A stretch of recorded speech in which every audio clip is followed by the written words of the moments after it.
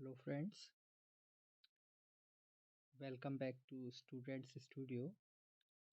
आज हम स्टार्ट कर रहे हैं हमारी फर्स्ट फ्लाइट की second poem fire and ice को। इसके राइटर हैं रॉबर्ट फ्रॉस्ट, जो कि हमारी पहली वाली पोएम डस्ट ऑफ स्नो थी, उसके राइटर भी रॉबर्ट फ्रॉस्ट थे और इस पोएम के राइटर भी रॉबर्ट फ्रॉस्ट ही हैं। चलिए स्टार्ट करते हैं पोएम को। सबसे पहले हम डिस्कस करेंगे पोएम के टाइटल के बारे में, and the title is fire and ice.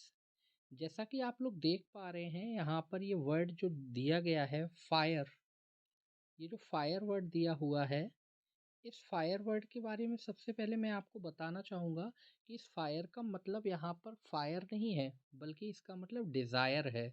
और ये जो वर्ड दिया हुआ है ना आइस, इस आइस वर्ड का मतलब यहाँ पर आइस नहीं है बल्कि हेट है। तो मैं आपसे कहना चाहूँगा कि प्लीज़ इसे नोट डाउन कर लीजिएगा कि फायर का मतलब यहाँ पर डिज़ायर है और आइस का मतलब यहाँ पर हेट है। चलिए पोइम को स्टार्ट करते हैं। लिखा हुआ है कि some say the world will end in fire. Some say, कुछ लोग कहते हैं, द वर्ल्ड विल एंड, कि ये दुनिया ख़त्म हो जाएगी, इन फायर, फायर से ख़त्म हो जाएगी। मैंने आपको पहले ही बोला है जहाँ जहाँ फायर लिखा हो वहाँ वहाँ पर आप लोगों को डिज़ायर कर लेना है। तो कुछ लोग कहते हैं कि दुनिया ख़त्म हो जाएगी फायर से, सम से इन आइस, और कुछ लोग कहते हैं कि आइस से ख़त्म हो जाएगी।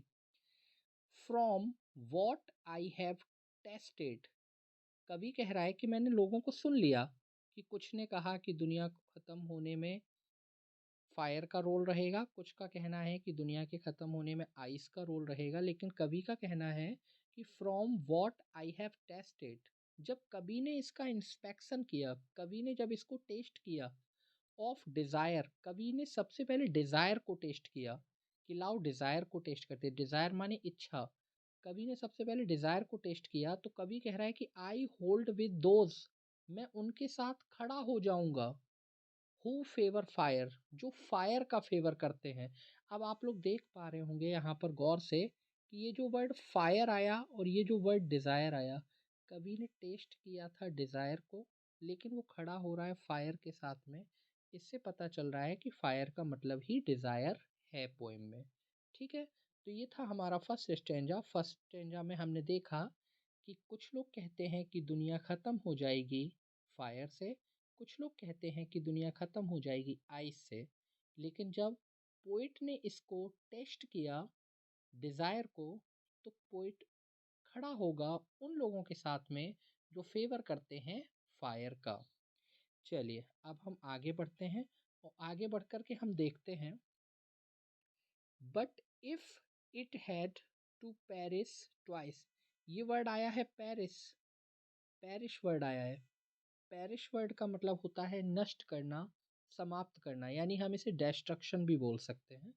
तो वो बोल रहे हैं कि but if it had to perish twice, लेकिन अगर दुनिया को दो बार फिनिश करना है, इट, ये इट वर्ड किसको इंडिकेट कर रहा है? ये इट वर्ड दुनिया को इंडिकेट कर रहा है।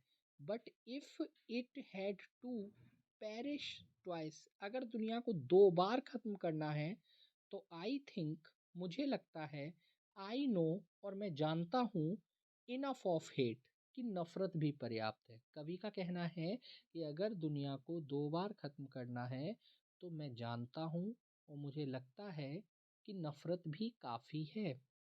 To know that for destruction ice, to know that, मुझे अच्छे से पता है, फॉर डिस्ट्रक्शन आइस, कि ये जो आइस का डिस्ट्रक्शन होगा, आइस वर्ड मैं आपको पहले ही बता चुका हूँ कि आइस का मतलब नफ़रत है।